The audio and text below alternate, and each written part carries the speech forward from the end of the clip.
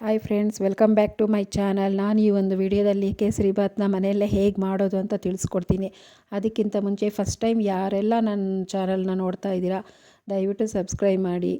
ನೋಡಿ, ಮದುವೆ ಮನೆಗಳಲ್ಲಿ, ರೆಸ್ಟೋರೆಂಟಲ್ಲಿ, ಹೋಟೆಲಲ್ಲಿ ನೋಡೇ ಇರ್ತೀರಾ. ಕೇಸರಿಬಾತು ತುಂಬಾ ಸ್ಮೂತಾಗಿರುತ್ತೆ. ಏನಪ್ಪ ಹಾಕ್ತಾರೆ ಇವರು ಅಂದ್ಕೊತೀವಿ. ತುಂಬಾ ಈಸಿಯಾಗಿ ಮಾಡ್ಬೋದು. ನಾನು ಹೇಳುವಂಥ ಒಂದು 4 ಸ್ಟೆಪ್ಪು ಅಥವಾ 4 ಫಾರ್ಮುಲಾದಲ್ಲಿ ನೀವು ಈಸಿಯಾಗಿ ಮನೆಯಲ್ಲೇ ಸ್ವೀಟ್ನ ರೆಡಿ ಮಾಡ್ಬೋದು.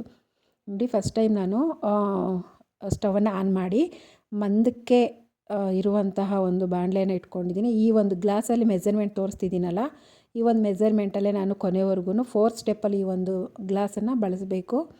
ಸೊ ಆ ಒಂದು ಗ್ಲಾಸಲ್ಲಿ ನಾನು ತುಪ್ಪವನ್ನು ತೊಗೊಂಡಿದ್ದೀನಿ. ಈ ಬಾಣಲೆಗೆ ಹಾಕ್ತಾಯಿದ್ದೀನಿ.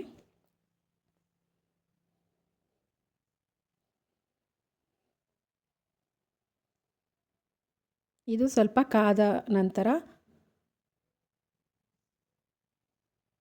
ಗೋಡಂಬಿ ದ್ರಾಕ್ಷಿಯನ್ನು ಈ ಥರ ನಾವು ಎಷ್ಟು ಬೇಕಾದ್ರೂ ಕನ್ಸಿಸ್ಟೆನ್ಸಿ ನೋಡ್ಕೊಂಡು ತೊಗೋಬೋದು.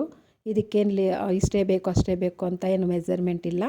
ಸೊ ಗೋಡಂಬಿ ದ್ರಾಕ್ಷಿಯನ್ನು ತೊಗೊಂಡಿದ್ದೀನಿ. ಬೇಕು ಅಂದರೆ ನೀವು ಬಾದಾಮಿ ಆ ಥರ ಬೇರೆ ಏನಾದರೂ ಡ್ರೈ ಫ್ರೂಟ್ಸ್ನ ನೀವು ಆ್ಯಡ್ ಮಾಡ್ಬೋದು. ನೋಡಿ, ನಾನು ಗೋಡಂಬಿ ದ್ರಾಕ್ಷಿಯನ್ನು ಸ್ವಲ್ಪ ಆದಷ್ಟು ಸ್ಟವ್ನ ನಾನು ಲೋ ಫ್ಲೇಮಲ್ಲಿ ಫಸ್ಟಿಂದ ಕೊನೆವರೆಗೂ ಲೋ ಫ್ಲೇಮಲ್ಲೇ ಇಟ್ಕೊಬೇಕು. ಸ್ಟವ್ನ ಯಾವುದೇ ಕಾರಣಕ್ಕೂ ಹೈ ಫ್ಲೇಮ್ ಮಾಡೋಕ್ಕೆ ಹೋಗಬೇಡಿ. ಗೋಲ್ಡನ್ ಬ್ರೌನ್ ಬರೋವರೆಗೂ ಸ್ವಲ್ಪ ಫ್ರೈ ಮಾಡ್ಕೋಬೇಕು. ನೋಡಿ, ಆಗಿದೆ.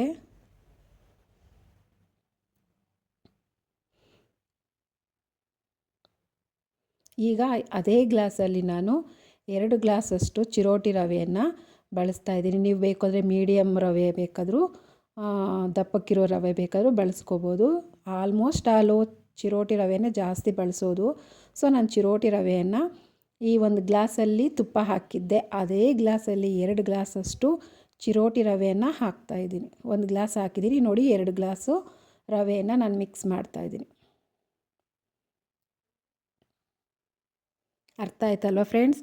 1 ಗ್ಲಾಸಲ್ಲಿ ತುಪ್ಪ ಹಾಕಿದ್ದೆ, ಅದೇ ಗ್ಲಾಸಲ್ಲಿ ನಾನು ರವೆನ ತೊಗೊಂಡಿದ್ದೀನಿ. ನೆಕ್ಸ್ಟ್ ನೋಡ್ತಾ ಇರಿ. ಈ ಪ್ರಾಸೆಸ್ ನಿಮ್ಗೆ ಇಷ್ಟ ಆಗುತ್ತೆ. ಈ ಥರ ಸಿಂಪಲ್ಲಾಗಿ ಯಾವುದೇ ಥರ ಕನ್ಫ್ಯೂಷನ್ನೇ ಬೇಡ. ರವೆ ಎಷ್ಟು ಹಾಕಬೇಕು, ತುಪ್ಪ ಎಷ್ಟು ಹಾಕಬೇಕು, ಸಕ್ಕರೆ ಎಷ್ಟು ಹಾಕಬೇಕು, ನೀರು ಎಷ್ಟು ಹಾಕಬೇಕು, ಒಂದೊಂದು ಸಲ ತೆಳ್ಳಗಾಗುತ್ತೆ, ಗಟ್ಟಿಯಾಗುತ್ತೆ, ಗಂಟು ಕಟ್ಟುತ್ತೆ. ಸೊ ನಾನು ಹೇಳುವಂಥ ಈ ಒಂದು ಫಾರ್ಮುಲಾನ ನೀವು ಯೂಸ್ ಮಾಡಿದ್ದೇ ಆದರೆ ಮನೆಯಲ್ಲಿ ಫಸ್ಟ್ ಟೈಮ್ ಯಾರೋ ಬಿಗಿನರ್ಸ್ ಮಾಡ್ತಾ ಇರ್ತೀರಾ, ಏನಾದರೂ ಸ್ವೀಟ್ ಮಾಡಬೇಕಪ್ಪ ಮಕ್ಕಳು ಕೇಳ್ತಾರೆ, ಈ ಒಂದು ಸ್ಟೆಪ್ಸ್ನ ಫಾಲೋ ಮಾಡಿರಿ. ತುಂಬ ಈಸಿಯಾಗಿ ಕ್ವಿಕ್ಕಾಗಿ ಮಾಡ್ಬೋದು. ನೋಡಿ, ಆದಷ್ಟು ಲೋ ಫ್ಲೇಮಲ್ಲೇ ಈ ಥರ ರೋಸ್ಟ್ ಮಾಡ್ತಾಯಿದ್ದೀನಿ, ಫ್ರೈ ಮಾಡ್ತಾಯಿದ್ದೀನಿ. ನಮಗೆ ಗೊತ್ತಾಗುತ್ತೆ ಸ್ವಲ್ಪ ರವೆ ಕಲರ್ ಚೇಂಜ್ ಆಗ್ತಾ ಇರುತ್ತೆ, ಮತ್ತು ಆ ಒಂದು ಘಮ, ಆ ಸ್ಮೆಲ್ಲು, ಸುವಾಸನೆ ಬರ್ತಾ ಇರುತ್ತೆ. ಅದರಲ್ಲೇ ನಾವು ಕಂಡುಹಿಡ್ಕೊಬೋದು ರವೆ ಫ್ರೈ ಆಗಿದೆ ಅಂತ. ನೋಡಿ, ಈ ಥರ ಆದಷ್ಟು ಲೋ ಫ್ಲೇಮಲ್ಲಿ ಈ ಥರ ಕೈ ಆಡಿಸ್ತಾನೆ ಇರಬೇಕು. ಯಾವುದೇ ಕಾರಣಕ್ಕೂ ಅದು ಬಿಟ್ಟರೆ ಬೇಗ ಸೀದೋಗೋ ಚಾನ್ಸಸ್ ಇರುತ್ತೆ. ಸೊ ನಾವು ಇದು ಮಾಡ್ತಾ ಇರಬೇಕು. ಈ ಥರ ಫ್ರೈ ಮಾಡ್ಕೊಂಡಿದ್ದೀನಿ. ಆಲ್ಮೋಸ್ಟ್ ಆಗಿದೆ. ಈಗ ಇದೇ ಒಂದು ಸ್ಟೆಪ್ಪಲ್ಲಿ ನಾನು ಒಂದು ಬೌಲಲ್ಲಿ ನೀರನ್ನು ಕುದಿಯೋಕ್ಕೆ ಇಟ್ಟಿದ್ದೀನಿ ಇನ್ನೊಂದು ಸ್ಟವಲ್ಲಿ. ಏನಕ್ಕೆ ಅಂತ ನಿಮ್ಗೆ ಲಾಸ್ಟಲ್ಲಿ ಗೊತ್ತಾಗುತ್ತೆ. ದಯವಿಟ್ಟು ಈ ವಿಡಿಯೋ ಸ್ಕಿಪ್ ಮಾಡ್ದಿರ ನೋಡಿ, ಯಾವ್ಯಾವ ಸ್ಟೆಪ್ಪಲ್ಲಿ ಏನೇನು ಹಾಕಬೇಕು. ಈಗ ನಾನು ಒಂದು ಚಿಕ್ಕ ಗ್ಲಾಸ್ ತೊಗೊಂಡಿದ್ದೆ ಮೆಜರ್ಮೆಂಟ್ಗೆ. ನೀವು ಬೇಕು ಅಂದರೆ ಬೌಲ್ ತೊಗೊಳ್ಳಿ, ಇಲ್ಲ ದೊಡ್ಡ ಗ್ಲಾಸ್ ತೊಗೊಳ್ಳಿ. ನಿಮ್ಮ ಮೆಜರ್ಮೆಂಟ್, ನೀವು ಎಷ್ಟು ಜನಕ್ಕೆ ಬೇಕು ಅನ್ನೋದ್ರ ಮೇಲೆ ಡಿಪೆಂಡ್. ನಾನು ಇದು ಮಾಡ್ತಾಯಿರೋದು ಮನೆಯಲ್ಲಲ್ವಾ, ಒಂದು 4ರಿಂದ 5 ಜನ ತಿನ್ಕೋಬೋದು, ಸರ್ವ್ ಮಾಡ್ಬೋದು. ನೋಡಿ, ಫ್ರೈ ಆಗಿದೆ, ಸ್ವಲ್ಪ ರೋಸ್ಟ್ ಆಗಿದೆ. ಅದೇ ಗ್ಲಾಸಲ್ಲಿ ನಾನು ಏನು ಗ್ಲಾಸಲ್ಲಿ ತುಪ್ಪ ತೊಗೊಂಡಿದ್ದೆ, ಅದೇ ಒಂದು ಗ್ಲಾಸಲ್ಲಿ 3 ಗ್ಲಾಸಷ್ಟು ಸಕ್ಕರೆಯನ್ನು ಹಾಕಬೇಕು. ಈಗ ನಿಮಗೆ ಕನ್ಫ್ಯೂಸ್ ಆಗಲ್ಲ ಫ್ರೆಂಡ್ಸ್. ಫಸ್ಟ್ ಒಂದು ಗ್ಲಾಸಲ್ಲಿ ತುಪ್ಪ, ಅದೇ ಗ್ಲಾಸಲ್ಲಿ 2 ಗ್ಲಾಸಷ್ಟು ರವೆ, 3 ಗ್ಲಾಸಷ್ಟು ಸಕ್ಕರೆ. ಇವಾಗ ನಿಮ್ಮ ಕನ್ಫ್ಯೂಷನ್ ಹೋಯ್ತಾ? 1 2 3 4 ಫಾರ್ಮುಲಾ ಅಂದರೆ ಇದೆ ಫ್ರೆಂಡ್ಸ್. ನೋಡಿ, ಇದನ್ನು ನಾನು ಸ್ವಲ್ಪ ಬೆರೆಸ್ತಾ ಇದ್ದೀನಿ. ಏಕೆಂದರೆ ಈಗ ನಿಮಗೆ ಒಂದು ಡೌಟ್ ಬರ್ಬೋದು, ಅಯ್ಯೋ ರವೆಯಲ್ಲಿ ಸಕ್ಕರೆ ಹಾಕಿದ್ರೆ ಹೇಗೆ ಕರಗುತ್ತೆ ಅಂತ. ಆ ಥರ ಡೌಟ್ ಇಟ್ಕೊಳ್ಳೋಕೆ ಹೋಗಬೇಡಿ. ಯಾಕಂದರೆ ತುಂಬಾ ತುಪ್ಪ ಹಾಕ್ಕೊಂಡು ಆಲ್ರೆಡಿ ನಾವು ಚೆನ್ನಾಗಿ ರವೆಯನ್ನು ಹುರ್ಕೊಂಡಿದ್ವಿ, ಫ್ರೈ ಮಾಡ್ಕೊಂಡಿದ್ವಿ. ಸೊ ಯಾವುದೇ ಥರ ಕಾರಣಕ್ಕೂ ಸಕ್ಕರೆ ಕರಗದೇ ಇರಲ್ಲ. ಯಾವ ಥರ ಅಂತ ಮುಂದೆ ಗೊತ್ತಾಗುತ್ತೆ. ದಯವಿಟ್ಟು ವಿಡಿಯೋ ಸ್ಕಿಪ್ ಮಾಡ್ದಿರ ನೋಡಿ. ಈ ರೆಸಿಪಿ ಇಷ್ಟ ಆದರೆ ಲೈಕ್ ಮಾಡಿ. ನೋಡಿ, ಈ ಒಂದು ಫುಡ್ ಕಲರ್ನ ನಾನು ಸ್ವಲ್ಪ ಈ ಥರ ಹಾಕ್ತಾಯಿದ್ದೀನಿ. ನೀವು ಬೇಕು ಅಂದರೆ ಕೇಸರಿ ದಳ ಸಿಗುತ್ತೆ ಅಲ್ವಾ, ಕೇಸರಿ ಅದು ಬೇಕಾದ್ರೆ ನೀವು ಹಾಕ್ಕೋಬೋದು. ನಾನಿಲ್ಲಿ ಲೆಮನ್ ಫುಡ್ ಕಲರ್ನ ಹಾಕ್ತಾಯಿದ್ದೀನಿ. ವಾವ್, ಕಲರ್ ನೋಡಿ ಹೇಗೆ ಬಂದಿದೆ. ಸ್ವಲ್ಪ ನೀಟಾಗಿ ಕಲರೆಲ್ಲ ಸ್ಪ್ರೆಡ್ ಆಗೋದಕ್ಕೆ ಸ್ವಲ್ಪ ಈ ಥರ ನಾವು ಫ್ರೈ ಮಾಡ್ಕೊಳ್ಳೋಣ. ಆದಷ್ಟು ಸ್ಟವ್ ಲೋ ಫ್ಲೇಮಲ್ಲೇ ಇರಬೇಕು. ಫಸ್ಟಲ್ಲಿ ಲೋ ಫ್ಲೇಮ್ ಆನ್ ಮಾಡಿದ್ದೀವಿ ಅಂದರೆ ಕೊನೆಯವರೆಗೂ ಲೋ ಫ್ಲೇಮಲ್ಲೇ ಇಟ್ಕೊಂಡಿರ್ಬೇಕು ಸ್ಟವ್ನ.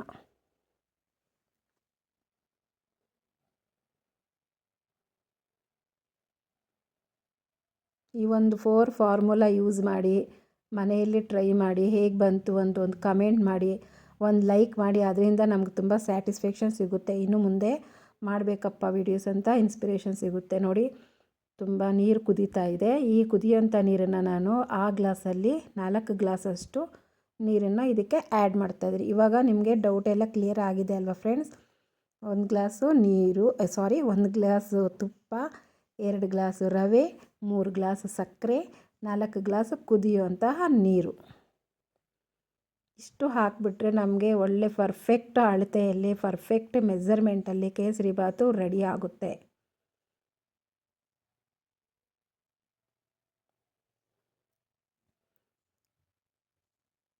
ಸ್ವಲ್ಪ ಆ ಗ್ಲಾಸಲ್ಲಿ ನೀರಿತ್ತು, ಅದಕ್ಕೆ ಹಾಕಿದೆ.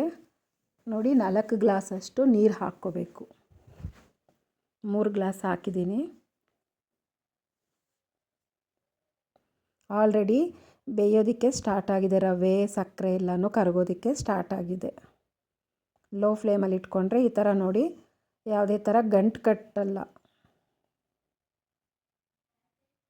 ನೋಡಿ, 4 ಗ್ಲಾಸ್ ನೀರನ್ನು ಹಾಕಿದ್ದೀನಿ.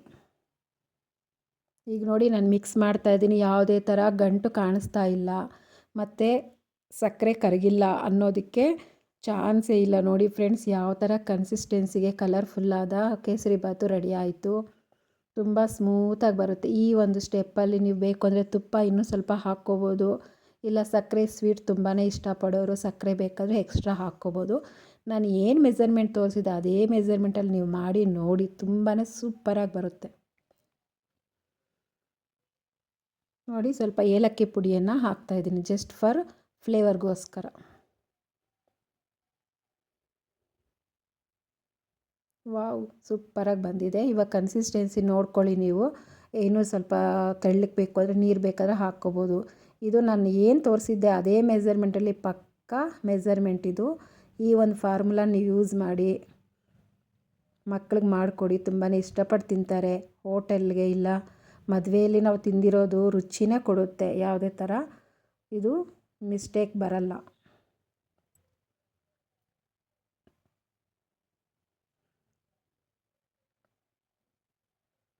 ಲೋ ಫ್ಲೇಮಲ್ಲಿ ಈ ಥರ ಸ್ವಲ್ಪ ಕುದಿಯೋಕ್ಕೆ ಬಿಡಬೇಕು. ಆಗಿದೆ.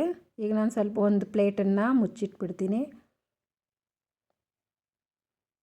ನೋಡೋಣ ಬನ್ನಿ ಫ್ರೆಂಡ್ಸ್, ಸ್ಟವ್ ಆಫ್ ಮಾಡಿದ್ದೀನಿ. ನೋಡಿ, ವಾವ್, ಸೂಪರಾಗಿ ಬಂದಿದೆ. ಯಾವುದೇ ಥರ ಗಂಟು ಕಟ್ಟಿಲ್ಲ ಅಥವಾ ಕಲರು ತುಂಬಾ ಚೆನ್ನಾಗಿದೆ ನೋಡೋದಕ್ಕೆ. ನೋಡಿ, ಕೆಳಗಡೆ ತಳ ಅಂಟಿಲ್ಲ, ನೀಟಾಗಿ ಎಣ್ಣೆ ಎಲ್ಲ ತುಪ್ಪ ಎಲ್ಲ ನೀಟಾಗಿ ಬಿಟ್ಕೊಂಡಿದೆ. ನೋಡಿ, ಬಿಸಿಯಲ್ಲಿ ಸ್ವಲ್ಪ ಆರಿದ್ಮೇಲೆ ಚೆನ್ನಾಗಿರುತ್ತೆ ತಿನ್ನೋದಕ್ಕೆ. ಬಿಸಿಯಲ್ಲೂ ಚೆನ್ನಾಗಿರುತ್ತೆ ತಿನ್ನೋದಕ್ಕೆ. ನೋಡಿ, ರವೆ ಎಲ್ಲ ಇಷ್ಟು ನೀಟಾಗಿ ಬೆಂದಿದೆ. 1 2 3 4 ಈ ಒಂದು ಫಾರ್ಮುಲಾವನ್ನು ನೀವು ಬಳಸಿ ಮನೆಯಲ್ಲಿ ಮಾಡಿ ಮಕ್ಕಳಿಗೆ ಕೊಡಿ. ನೀವು ಬಿಗಿನರ್ಸ್ ಆಗಿದ್ದರೆ ಮನೆಯಲ್ಲಿ ಏನಾದರೂ ಕುಕ್ಕಿಂಗ್ದು ಏನಾದರೂ ಮಾಡಬೇಕು ಅಂದರೆ ಈ ಒಂದು ಸ್ಟೆಪ್ಸ್ನ ಫಾಲೋ ಮಾಡಿದ್ರೆ ಸಾಕು. Perfect measurement, perfect kesari bath ಮನೆಯಲ್ಲೇ ಮಾಡಿಕೊಂಡು ತಿನ್ಬೋದು. ಹೇಗಿದೆ ಫ್ರೆಂಡ್ಸ್? ಈ ಒಂದು ರೆಸಿಪಿ ಇಷ್ಟ ಆದರೆ ದಯವಿಟ್ಟು ಒಂದು ಲೈಕ್ ಕೊಡಿ, ಸಬ್ಸ್ಕ್ರೈಬ್ ಮಾಡ್ಕೊಳ್ಳಿ, ನಿಮ್ಮ ಫ್ರೆಂಡ್ಸ್ಗೆ ಶೇರ್ ಮಾಡಿ. ಇನ್ನೂ 4 ಜನ ನೋಡಿದ್ರೆ ಒಂದು ಲೈಕ್ ಕೊಡಿ. ಆ ಲೈಕಿಂದ ನಮ್ಗೆ ಇನ್ನೂ ಇನ್ಸ್ಪೈರ್ ಆಗುತ್ತೆ. ಅಪ್ಪ, ನನ್ನ ಫ್ರೆಂಡ್ಸ್ ಈ ಥರ ನೋಡಿ ಒಂದು ಲೈಕ್ ಕೊಟ್ಟರು ಅಂತ. ದಯವಿಟ್ಟು ಮನೆಯಲ್ಲಿ ಟ್ರೈ ಮಾಡಿ ನೋಡಿ. ಯಾವುದೇ ಥರ ಬಿಸಿ ತಿಂದ್ರೂ ಸೂಪರಾಗಿರುತ್ತೆ. ಇನ್ನೂ ಬೇಕು ಅಂದರೆ ತುಪ್ಪನ ನಾವು ಮೇಲೆ ಹಾಕ್ಕೋಬೋದು. ನೋಡಿ ಫ್ರೆಂಡ್ಸ್, ಹೇಗಿದೆ? 1 2 3 4 ಫಾರ್ಮುಲಾವನ್ನು ಬಳಸಿ ಕೇಸರಿ ಬಾತನ್ನು ಮನೆಯಲ್ಲೇ ಹೇಗೆ ಮಾಡೋದು ಅಂತ ಈಸಿಯಾಗಿ ಬಾಯಲ್ಲಿಟ್ಟರೆ ಕರಗುವಂತಹ ರೆಸಿಪಿ ಇದು, ಸ್ವೀಟ್ ಇದು. ನಾವೆಲ್ಲೂ ಹೋಗೋ ಅವಶ್ಯಕತೆಯೇ ಇಲ್ಲ. ಈ ರೆಸಿಪಿ ಇಷ್ಟ ಆದರೆ ಲೈಕ್ ಮಾಡಿ. Bye friends.